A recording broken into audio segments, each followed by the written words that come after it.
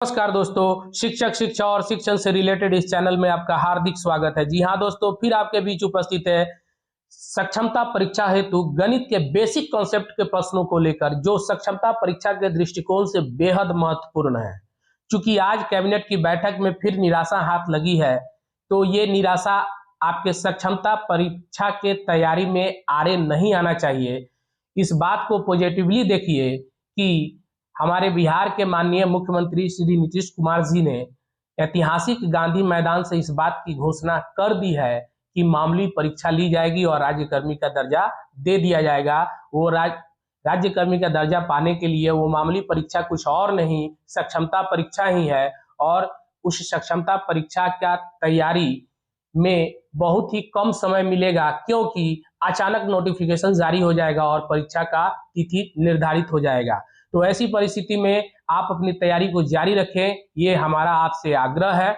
और इससे पहले कि आप हमारे चैनल पर नए हो, चैनल को लाइक, सब्सक्राइब और शेयर कीजिए, ताकि हमारी मेहनत जो है सभी शिक्षकों तक पहुंच सके और सभी शिक्षक सक्षमता परीक्षा में सफल हो सके। तो आइए शुरुआत करते हैं। पहला प्रश्न है, 300 का 35% है। ए 105, बी 35, सी 335, डी 265।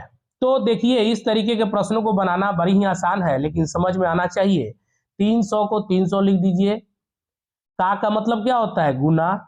और उसके बाद 35% को हम लोग कैसे लिख सकते हैं? 35 और परसेंट का मतलब होता है 100, तो 35/100।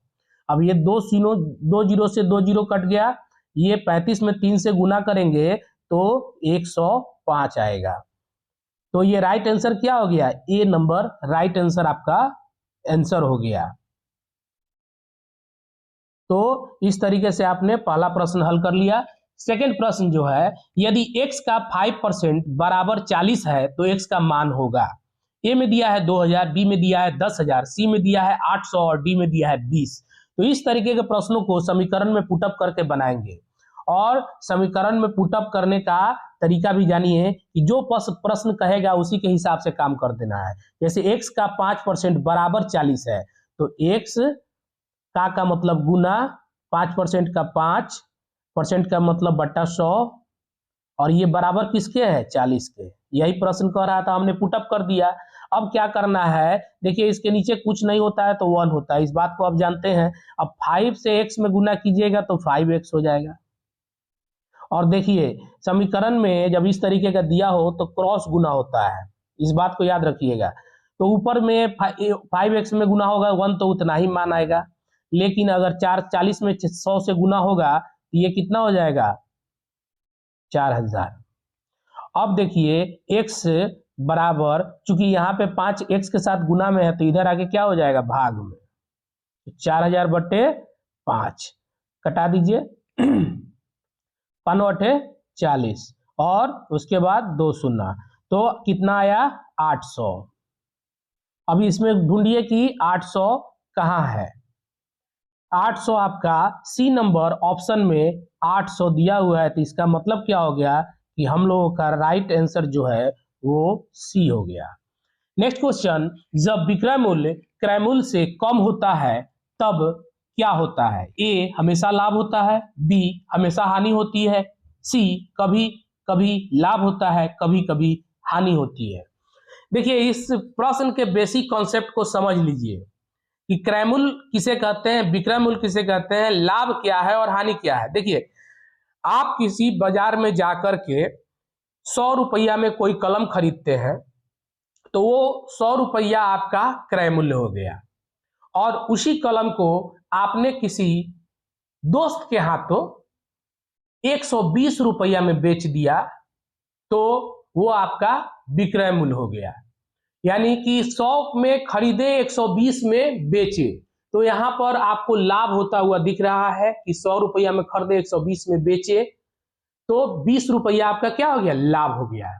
अगर यही बात कुछ इस तरीके से हो जाए कि 100 रुपया का आपने कलम खरीदा और किसी कारणवश उसको आपने 80 रुपया में ही बेच दिया। अब यहाँ पर 100 रुपया में खरीदा और 80 में बेच दिया, जो बेचा वो विक्रय मूल्य है। अब देखिए, फिर यहाँ पर आपको घाटा लगा है कितना? 20 रुपया का। एक जगह आपको 20 रुपया का लाभ हुआ, एक जगह 20 रुपया का हानि हुआ। ये किस बात से आपको पता चलता है? क्रय मूल्य, आपने जितने रुपए में खरीदा था उस बात से क्लियर हो रहा है। तो वही प्रश्न है, जब विक्रय मूल्य क्रय मूल्य से कम होता है तब क्या होगा? आपने जितना में खरीदा उससे कम में बेचिएगा तो क्या होगा? हानि ना होगा जी। तो इसका राइट आंसर बी नंबर हो जाएगा, हमेशा हानि होती है। नेक्स्ट क्वेश्चन, लाभ या हानि प्रतिशत की गणना हमेशा होती है। लाभ या हानि प्रतिशत की गणना हमेशा होती है विक्रय मूल्य पर, क्रय मूल्य पर, सी लाभ पर और डी हानि पर। तो जाहिर सी बात है कि अभी हमने बताया कि लाभ या हानि, इस बात का निष्कर्ष कौन निकलता है?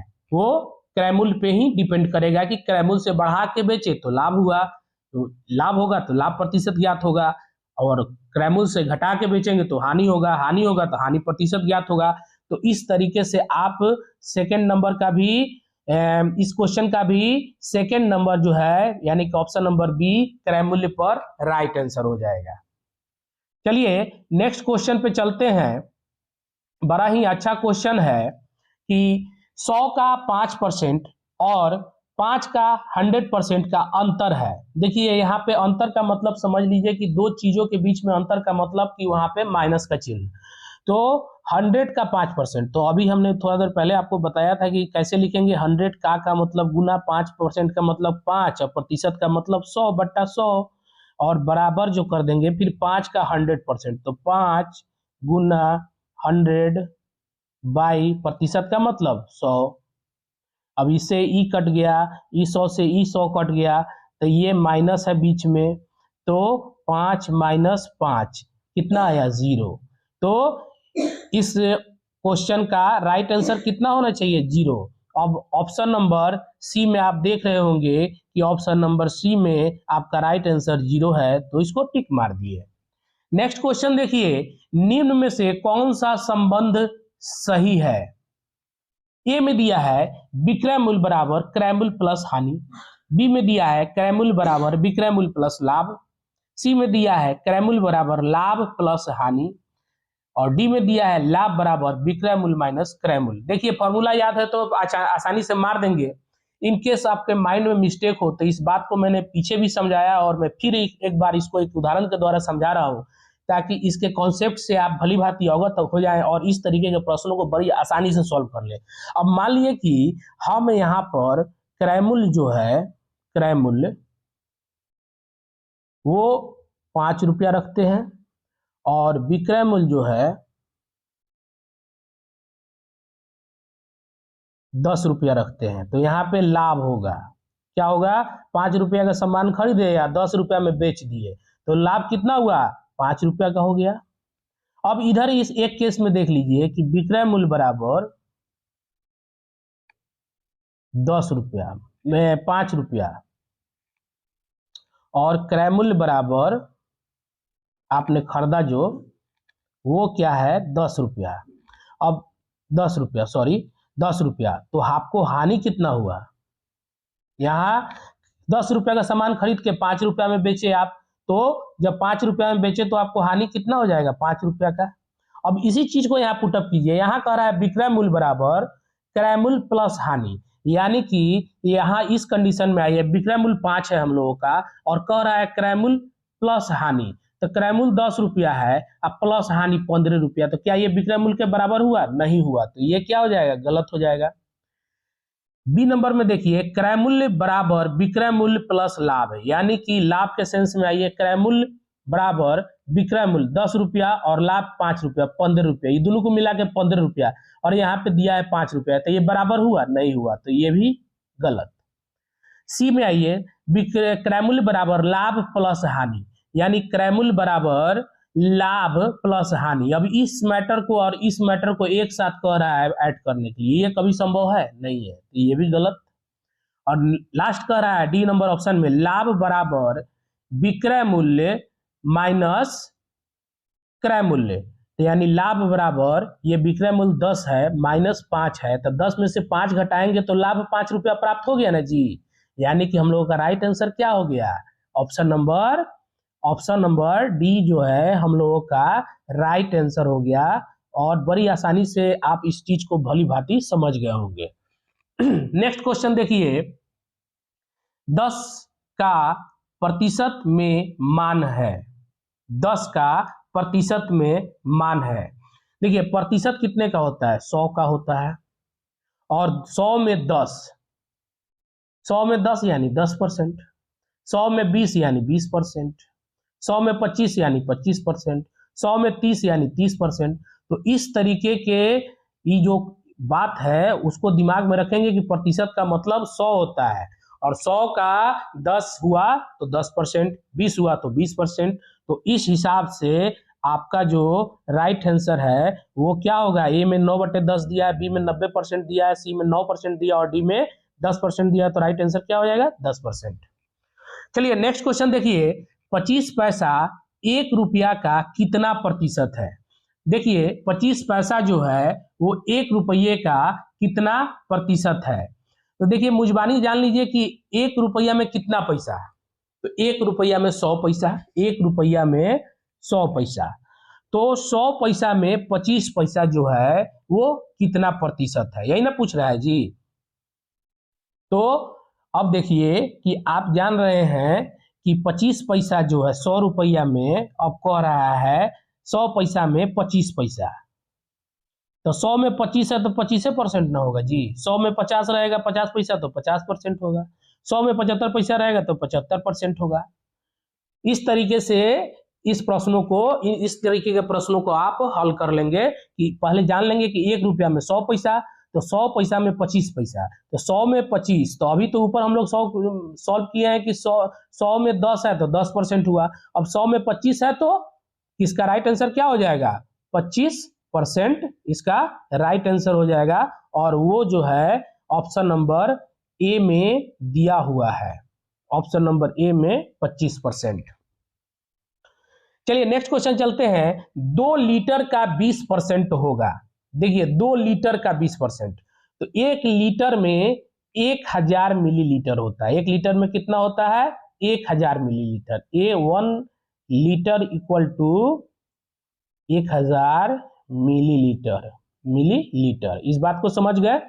अब देखिए कि कह रहा है 2 लीटर का 20%, तो 2 लीटर का कितना हो जाएगा, 2000 गुना 20 अब बट्टा 100, ये जीरो से ये 2 जीरो कट जाएगा, और 2 दूनी 4, और 2 को जीरो बैठ जाएगा तो कितना हुआ, 400 मिलीलीटर। यानी इसका राइट आंसर 400 मिलीलीटर हम लोगों को खोजना है। ए में दिया है 100 मिलीलीटर, बी में दिया है 200 मिलीलीटर, सी में दिया है 300 मिलीलीटर और डी में दिया है 400 मिलीलीटर। तो ये राइट आंसर इसका डी हो गया। देखिए अब नेक्स्ट क्वेश्चन दिया है, 200 रुपया का 2% वार्षिक ब्याज की दर से, ठीक है, साधारण ब्याज क्या होगा। देखिए यहां पर इस प्रश्न को भी मैं थोड़ा सा समझा देता हूं कि मूलधन जो है, मूलधन वो आपका कितना है, 2000 रुपया, 200 रुपया सॉरी। दर जो है वो 2% है, और समय जो है वो 1 वर्ष है, यानी कि समय आपका कितना है, 1 वर्ष। अब इस बात को समझ लीजिए, उसकी मैंने इसमें हमको निकालना क्या है, साधारण ब्याज ज्ञात करना है, अब देखिए इसमें समझ लीजिए कि मूलधन क्या है। जैसे कि आप बैंक में 5000 रुपया अपना प्रिंसिपल अमाउंट रखे ना जी, तो वो 5000 रुपया आपका मूलधन है। अब बैंक कहती है कि 2% सालाना ब्याज की दर से हम आपको 2 वर्ष में आपके मूलधन पर ब्याज देंगे, तो वो साधारण ब्याज निकालना का तरीका जो है वो सभी जगह सेम होगा, ठीक है, साधारण ब्याज के केस में। तो साधारण ब्याज का फॉर्मूला क्या हो जाता है, मूलधन गुना समय गुना दर बटा 100। तो मूलधन जो है 200 हो गया, और गुना समय जो है 1 वर्ष हो गया, गुना दर जो है 2 हो गया, बट्टा 100। यही फॉर्मूला है, मूलधन गुना समय गुना दर बटे 100। 2 जीरो से 2 जीरो कट गया। अब ये क्या हुआ, क्या आया, 2 दूनी 4। यानी कि इस प्रश्न का राइट आंसर कितना होना चाहिए, इस प्रश्न का राइट आंसर 4 होना चाहिए। ऑप्शन नंबर ए में 40 रुपया, ऑप्शन नंबर बी में 400 रुपया, ऑप्शन नंबर सी में 100 रुपया, ऑप्शन नंबर डी में 4 रुपया। तो 4 रुपया राइट आंसर हो गया। देखिए अब बोल रहा है मिश्रधन की गणना करने के लिए सही सूत्र है। देखिए मिश्रधन को क्या होता है, हमने आपको बताया कि मूलधन आप बैंक में डाले 5,000 रुपया, वो 5,000 रुपया आपका मूलधन हो गया। बैंक कहती है कि आपके 5,000 रुपया पर 2% वार्षिक ब्याज की दर से 2 वर्ष में ब्याज देंगे, साधारण ब्याज देंगे। तो 2 वर्ष बाद जब एक अपने अकाउंट में जाइएगा पैसा देखने, तो वो जाहिर सी बात है कि बढ़ा रहेगा, क्योंकि उसमें ब्याज जो है वो आपके प्रिंसिपल अमाउंट में ऐड हो गया रहेगा। तो आपका जो ब्याज है वो 5,000 रुपया में ऐड हो जाएगा, तो पैसा तो आपका बढ़ा रहेगा। यानी कि मिश्रधन जो बढ़ा हुआ पैसा रहता है ना, उसी को हम लोग मिश्रधन कहते हैं।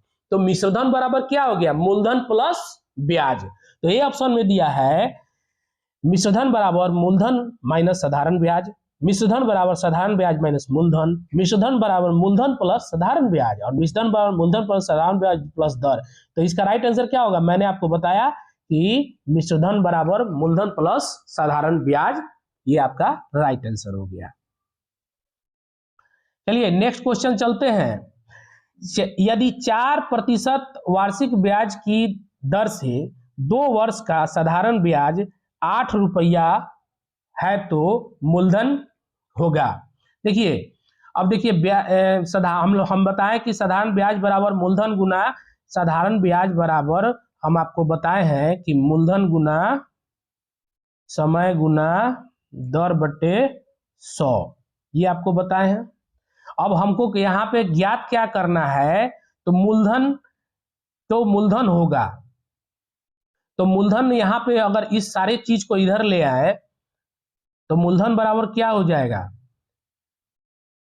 मूलधन बराबर ये जो हमारा साधारण ब्याज है, ब्याज गुना 100, ब्याज गुना 100 बट्टा मूलधन गुना समय, मूलधन गुना समय, यही फॉर्मूला हो गया। एक ही फॉर्मूला, जब साधारण ब्याज का आप फॉर्मूला जानते हैं कि मूलधन गुना समय गुना दर बटा 100 है, तो मूलधन बराबर क्या हो जाएगा, उसी को जब आप सॉल्व कीजिएगा तो मूलधन बराबर ब्याज गुना 100 बटा मूलधन गुना समय आ जाएगा। तो ये इसी फॉर्मूला पे हम इसको पुटअप कर देंगे। तो मूलधन हम लोगों को ज्ञात करना है, तो सबसे पहले ब्याज कितना है, 8 रुपया, तो ब्याज 8 गुना 100, और उसके बाद ब्याज गुना 100 बटा मूलधन गुना समय। तो मूलधन कितना दिया हुआ है, ब्याज गुना 100 हो गया, तो उसके बाद ये साधारण ब्याज गुना समय। तो साधारण ब्याज आपका कितना है, यहाँ पे साधारण ब्याज होगा, साधारण ब्याज बराबर आपका दिया हुआ है 4 पर, दर जो है वो 4 है, गुना, तो ये हो गया 4% वार्षिक ब्याज की दर से 2 वर्ष में 8 रुपया ब्याज है। तो ब्याज गुना 100 बटा दर गुना समय, तो दर 4% है और समय कितना है 2 वर्ष के लिए। इसको अब देख लीजिए सॉल्व करके, 4 दूना 8, 2 से 2 कट गया, तो कितना आया 100 रुपया। तो इस तरीके से आपने समझा कि समय बराबर साधारण ब्याज बराबर मूलधन गुना समय गुना दर बटा 100। तो जब मूलधन निकालना होगा तो ब्याज गुना 100 बटा समय गुना दर, ठीक है। तो इस तरीके से आप इस प्रश्न को बना लेंगे और बड़ी आसानी से आप समझ गए होंगे। तो अब इसका राइट आंसर क्या हो जाएगा, 100।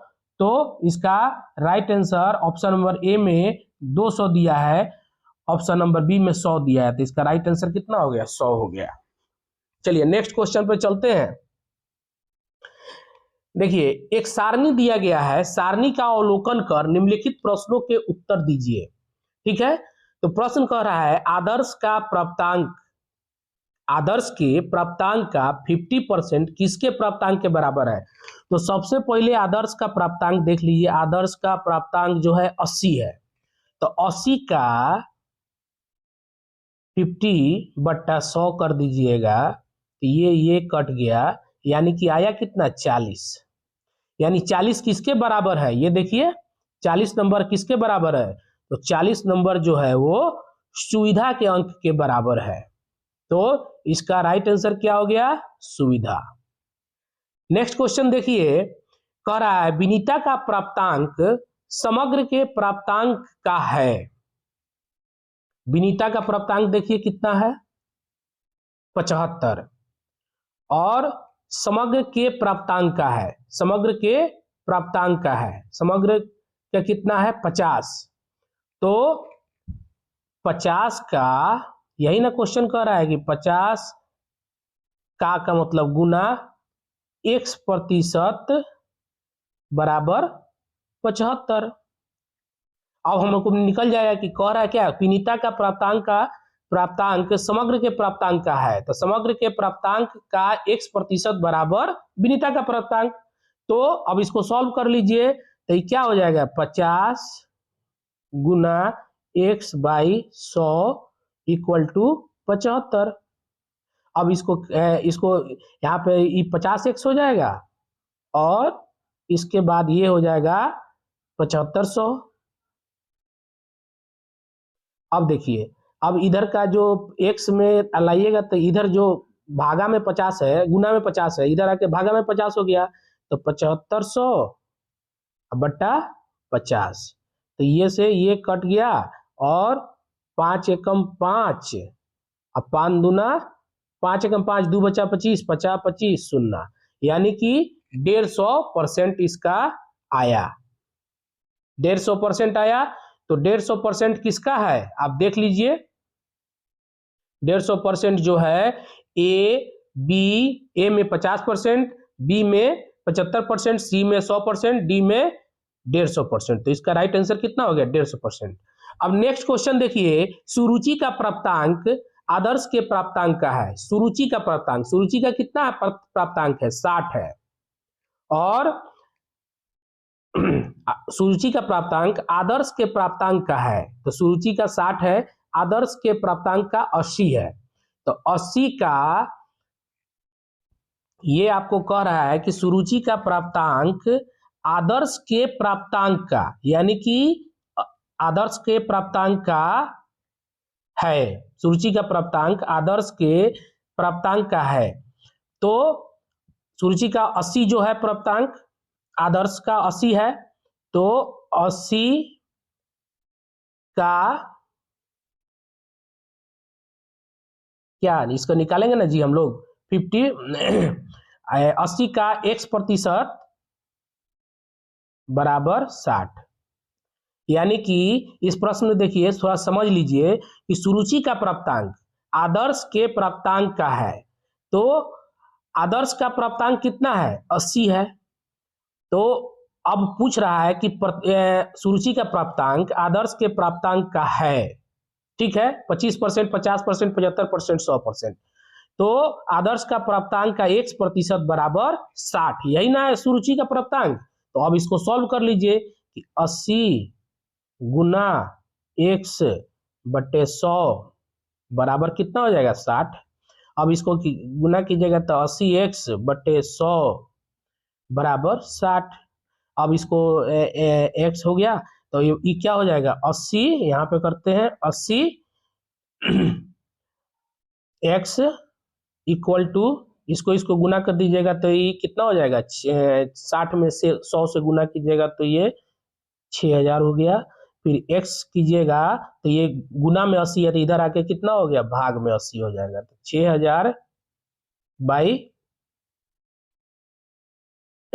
80, तो ये कैंसिल हो गया।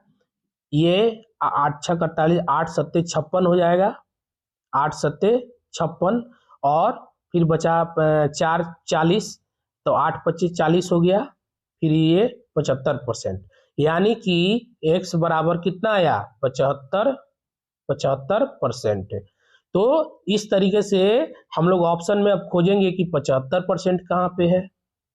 तो ऑप्शन नंबर इसमें तो हमने सुविधा मारा था, इसमें 150% मारा था, और इसमें जो है 15 का 25%, 50%, सी में 75% है। तो सी इसका राइट आंसर हो गया। तो इस तरीके से हम लोग इन सारे प्रश्नों को बना लिया। नेक्स्ट प्रश्न देखिए, कि 325 रुपये का 4 वर्ष का साधारण ब्याज 65 रुपया है, तो ब्याज की दर प्रतिशत ज्ञात कीजिए। यानी कि 325 रुपया का 4 वर्ष का साधारण ब्याज जो है वो 65 रुपया है, तो हम लोगों को ब्याज का दर निकालना है।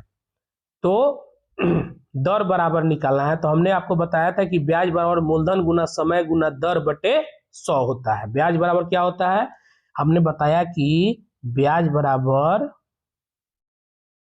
मूलधन गुना समय गुना दर बटे 100।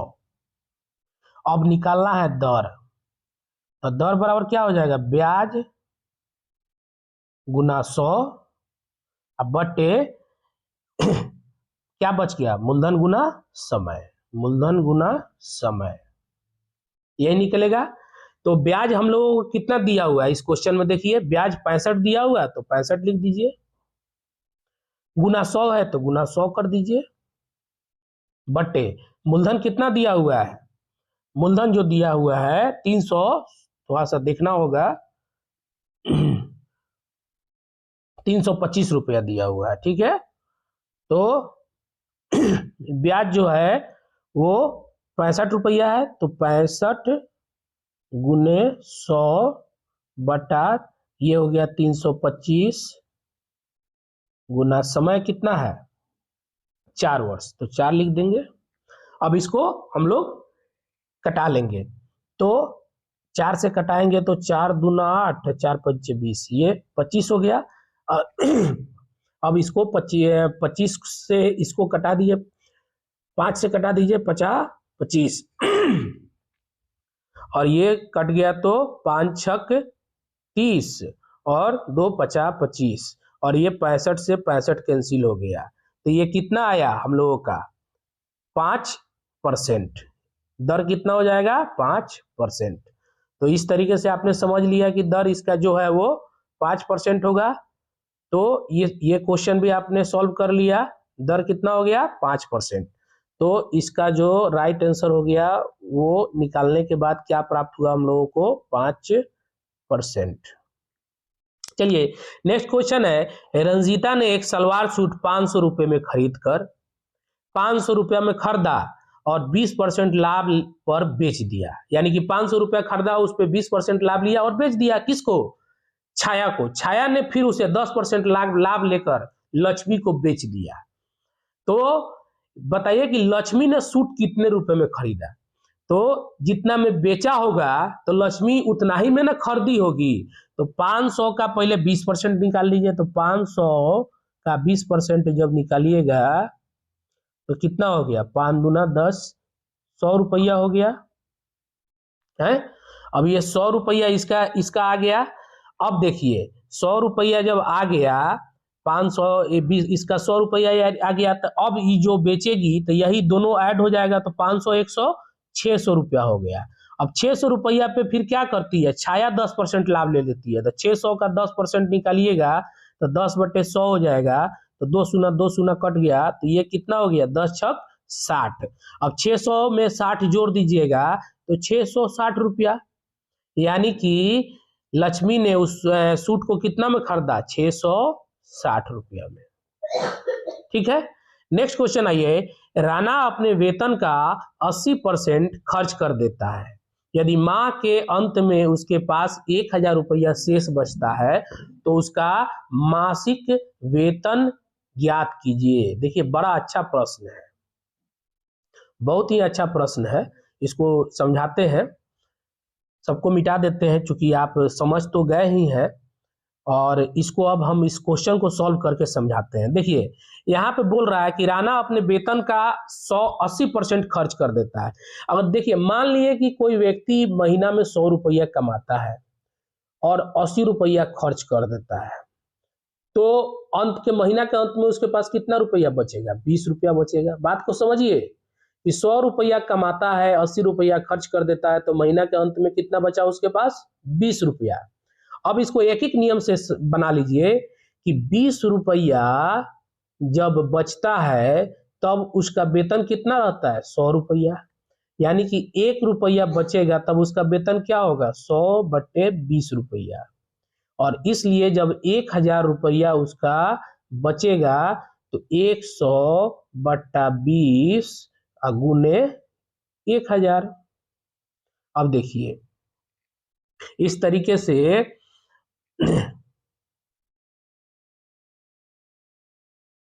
अब इसको कटा लीजिए, ये शून्य से ये शून्य गया, 2 पचे 10, तो अब कितना आ गया, ये 5000 रुपया आ गया।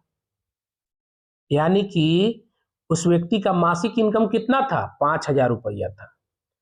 अब देखिए 5000 रुपया का 80% आप खर्च कर दीजिएगा तो आपके पास लास्ट में 1000 रुपया बच रहा है। अब देख लीजिए, इसको भी निकाल के देख लीजिए। इसको निकालने के लिए क्या कीजिएगा, आप 5000 रुपये का 80/100 कीजिएगा ना जी, 80% निकालना है तो 80/100, तो अब कितना हो गया, 4000 रुपया हो गया। अब 5000 में से 4000 घटा दीजिए, 5000 रुपया में से -4000 कर दीजिएगा, घटा दीजिएगा, तो आपका कितना आ जाएगा 1000 रुपया।